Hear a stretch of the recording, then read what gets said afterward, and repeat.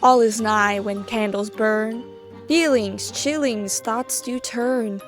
Midnight strikes upon the bell, with each ear to hear they tell.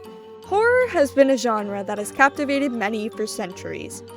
From scaring people into believing in Christ, to scaring for the fun of it. Horror is something as timeless as writing itself. Hi, my name is Icarus, and today I'll be telling you about the horror and gothic fiction genre, its history, and how it fits into the groundbreaking book of Mary Shelley's Frankenstein. If you've ever seen one of my literature presentations, I'm going to say one thing about horror and gothic fiction. They're similar, but not the same. Horror is the grand umbrella term that gothic fiction falls under, and gothic fiction is the very thing that describes Frankenstein the best. Horror and gothic fiction both arose during the Romantic era of literature, yet their mood and tone is unlike most Romantic era pieces.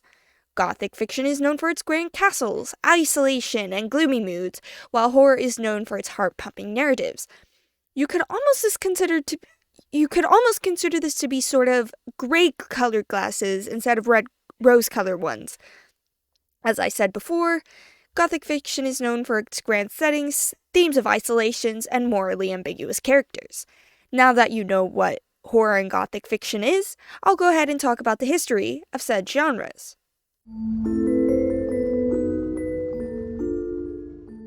Horror has been around for a long time, yet Gothic fiction is something more new.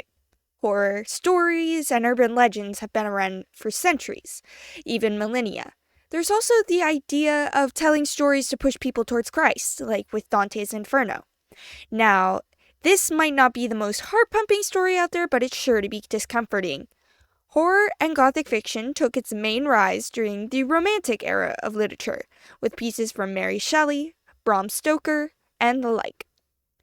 Frankenstein might as well have been the catalyst for Gothic fiction to get its hold on the people of the time, for a lot of authors followed in Mary Shelley's footsteps. Speaking of Frankenstein, let's now talk about some of the examples I pulled from said book and some other pieces that I find to be interesting, and that are also Gothic fiction.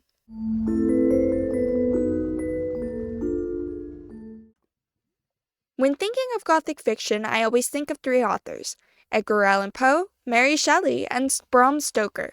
Let me show you why. With Edgar Allan Poe, he always writes with a horrifying narrative of dread and desire. With Mary Shelley, she leaves you with an existential crisis, or even more dread.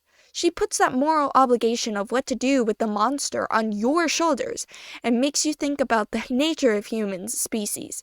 Humans, in her eyes, are morally and inherently evil, selfish, and insane.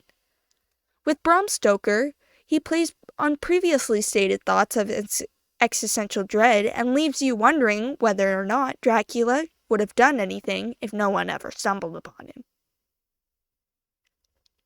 Now that I've talked about what Gothic fiction and horror are, its history, and some examples, we shall now move on to some questions about said topics.